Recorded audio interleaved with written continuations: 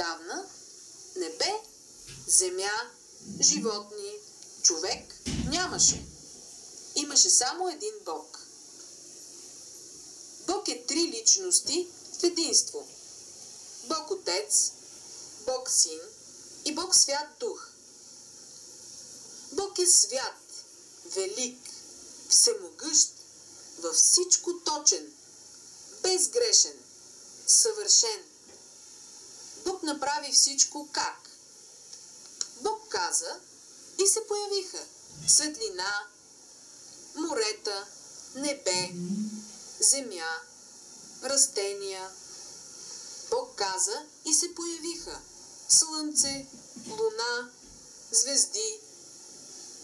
Бог каза и се появиха риби, птици, животни, най-различни.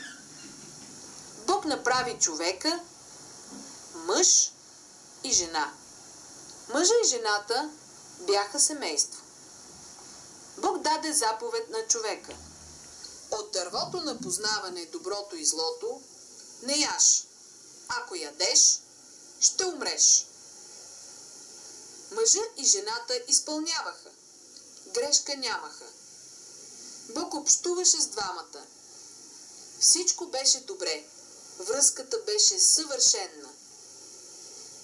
По-нататък, един красив ангел, горд и лош, с име Сатана, промени своя образ на змия. Змията измами жената. От дървото на познаване доброто и злото, жената взе и яде. Даде и на мъжа. Мъжа също яде. Двамата повярваха на змията. Не се подчиниха на Божията заповед. Отделиха се от Бог. Бог се отдалечи от двамата. Бог прокле змията. Каза: в бъдеще, змия, твоето потомство и потомството на жената ще бъдете врагове. Човекът ще наранява главата на змията, а змията ще наранява петата на човека. Бог наказа жената и мъжа с тежък живот. Хората се раждаха, размножаваха, но хората се отдалечиха от Бога. Не искаха да слушат Бог. Хората не се подчиняваха на Бог и правеха каквото си поискат. Това е грях.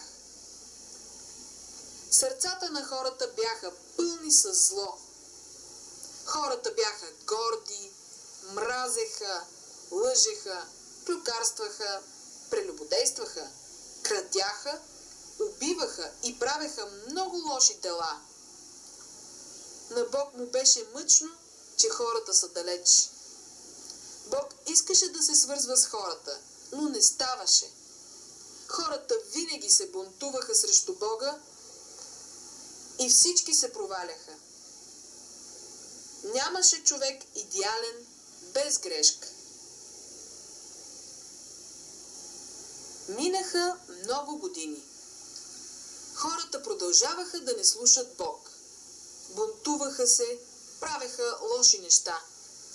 Бог отдавна беше решил, вместо да накаже хората за греха, ще даде цялото тежко наказание на своя единствен син. Бог имаше план. Бог Син трябваше да слезе на земята и да приеме тяло на човек. Бог изпрята и Святия Дух влезе в утробата на жена, девица. Жената забременя и роди момче. Дадоха му име Исус. Исус е Божий син. Исус е 100% Бог и 100% човек. Исус порасна умен и мъдър. Исус поучаваше хората. Имаше хора, които разбираха. Аз съм грешен. Искам да се променя. Исус им прощаваше греховете. Имаше хора болни. Исус ги изцеляваше. Имаше хора, които умираха. Исус казваше и хората възкръсваха. Исус е Бог. Исус знаеше, че трябва да съди хората заради греха и да ги накаже с вечно мъчение. Но Исус не искаше хората да страдат. Исус реши да приеме цялото тежко наказание върху себе си. В Исус нямаше зло. Исус е безгрешен, праведен, даваше добро на хората.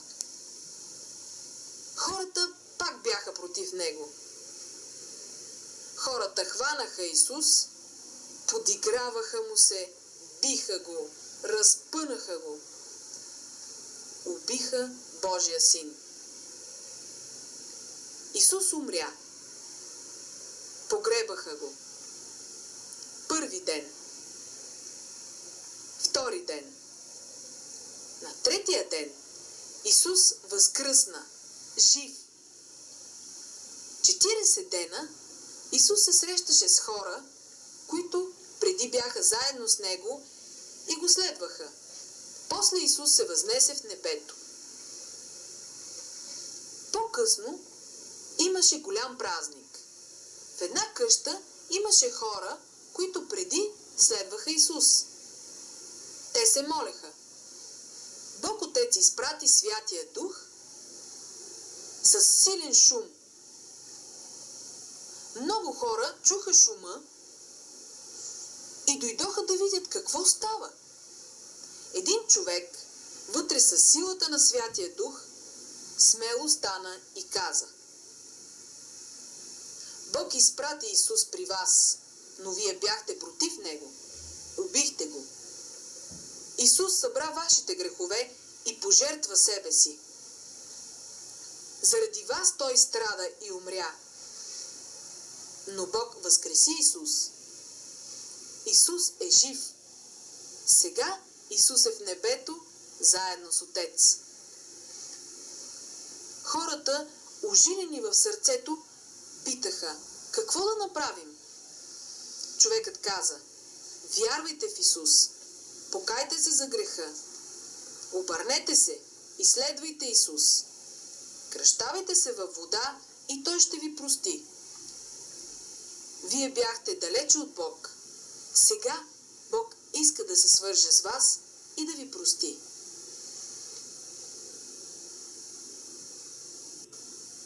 Молитва.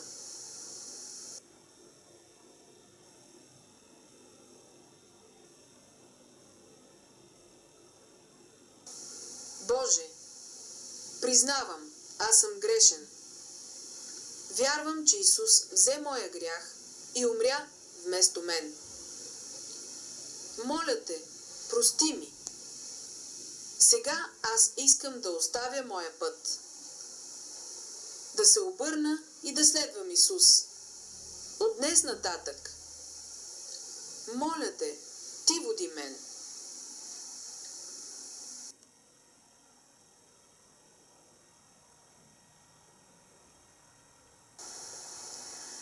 Ако вие вече се помолихте, Бог ще даде Святия си Дух вътре във вас. От тук нататък Святия Дух ще ви съветва и ще ви помага да живеете добър и праведен живот.